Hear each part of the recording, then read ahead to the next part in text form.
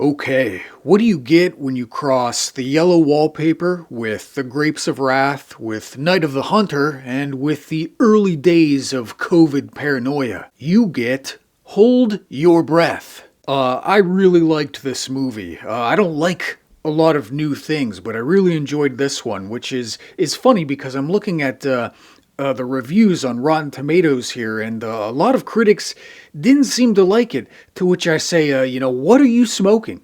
What are you smoking? Sometimes I wonder, if there were more good movies, would it even matter? Would people even know? Would people even know that they were being given gems in a pile of rubbish? I don't know. Hold Your Breath is a direct-to-streaming movie. It's premiering on Hulu, and I know sometimes it can be hard to sort of sometimes separate the wheat from the chaff. I just finished reviewing Salem's Lot, and I was saying how the movie just sort of felt like one of an indistinguishable churn of slop, but at the same time, among all this churn, it can sometimes be hard to find and differentiate the actual good movies. Hold Your Breath is the story of a woman and her two daughters scraping by on the Oklahoma plains in 1933. It's the Dust Bowl. That's where the sort of Grapes of Wrath reference comes in.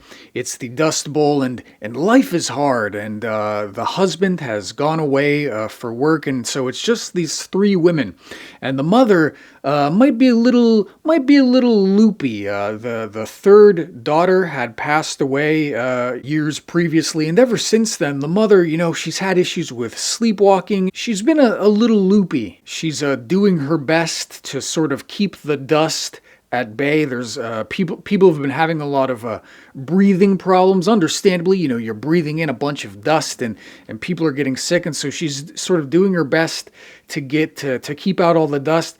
But as we find as the film progresses, there's a sort of fine line between sort of practical precaution and sort of neurotic OCD. And I don't want to give too much of the plot away. There's many other elements. There's a mysterious man who comes into the picture at one point.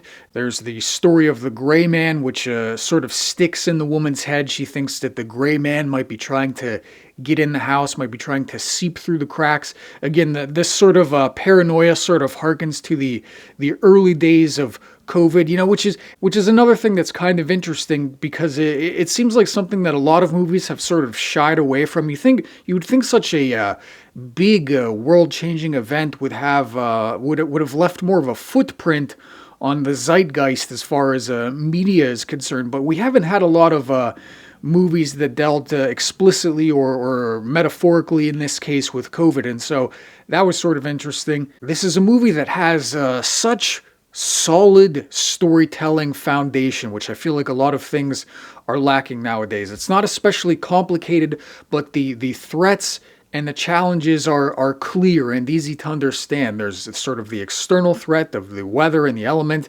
of there's a woman who is also sort of going a little cuckoo crazy, but then there's also sort of the threat from within, the psychological and the mental instability that this woman is experiencing, and how it takes its toll on her two daughters. There's a lot of really just solid, simple storytelling that is elevated by some great dramatic performances by Sarah Paulson in particular as the mother. She's probably best known for American Horror Story. I've seen a little bit of American Horror Story here and there, but I'm not super familiar with her. But she's really great, and really, again, just sort of takes really a solid foundational storytelling and just sort of makes it something more special. I don't know. It's also rare, I feel, to see a film that's grounded in a very specific time and place, but isn't told with judgment or a sense of presentism. Very often when you see a film that's set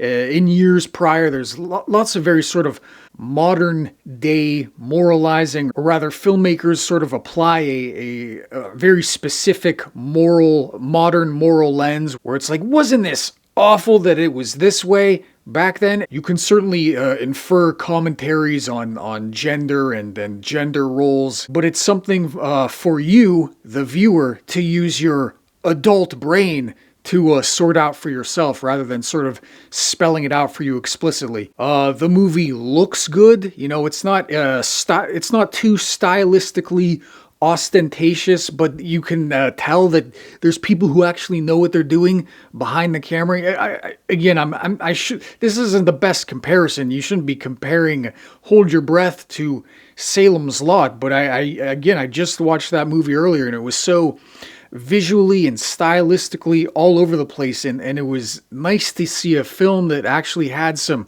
stylistic cohesion and that, you know, wasn't slathered with a bunch of computer-generated effects or these weird, overtly digital elements. There's some probably noticeable CGI here and there, but it's all in service of the story. Anyway, Hold Your Breath. It's on Hulu. I say check it out. Check it out, why don't you? It's a pretty good movie for the Halloween season. It's not the most overtly horrific film you'll see, but it is in keeping with the sort of Halloween spirit, I feel. So yeah, that's all I got to say about that.